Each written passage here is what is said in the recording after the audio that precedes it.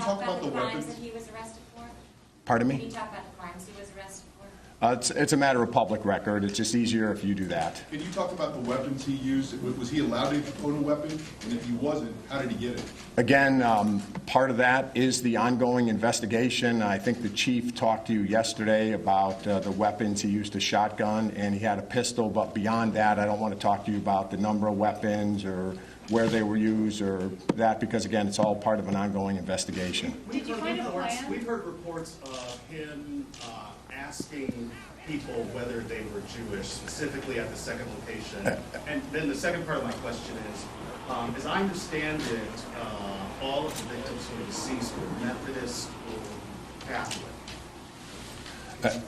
What I can tell you is hate crime is the fundamental, the tenet of that is what the person believed. Now, I'm not going to talk about the statements that were made, but a hate crime is what is a crime based on bias and a belief by the person perpetrating the crime. So to answer your question, did he say that? Again, I'm not going to talk evidentiary-wise, but again, that would not matter in this case, or in any case. Based on that well-documented background, people are going to want to know, prior to yesterday, was he on the FBI's radar?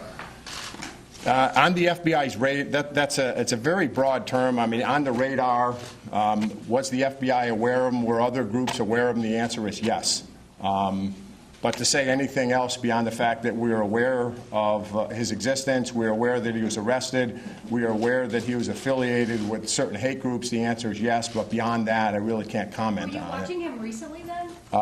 No, I can tell you that, no. Are you aware of any health The problems? last 24 hours. I mean, what was he doing before this? How did he get here? Again, the last 24 hours is something that's dealing really with the crime, and we really don't want to talk about that now because there's evidentiary value for us and for both of the U.S. Attorney's Office and the DA's office, and we just can't talk about that. Can I ask you? You say he's not cooperating, but he made several statements. Is that like right in the first moments after he was arrested? We're not going to talk about any statements. Again, that's part of the evidence in this case, and ethically, Barry and I are precluded from letting that information get out. So we're going to stay away from the details of what he's not cooperating. We're not going to make a comment either way as to whether he's cooperating or not. We can't comment on that. There was an earlier question about his health. I thought was really good one. Do you know of any health problems with his Again, right now, I mean, on his condition, we're looking forward on the investigation. So, You don't know. Yes, ma'am. That's a no, you don't know, or we're looking, again, we're really not going to comment on that. Can you give us a sense of the senselessness of how all of this transpired and these poor victims? Can you give us a sense of, did they have any idea that this was about to happen? Was there what kind of lead up coming up to this? I think the chief talked about that yesterday, and again, he talked about it today.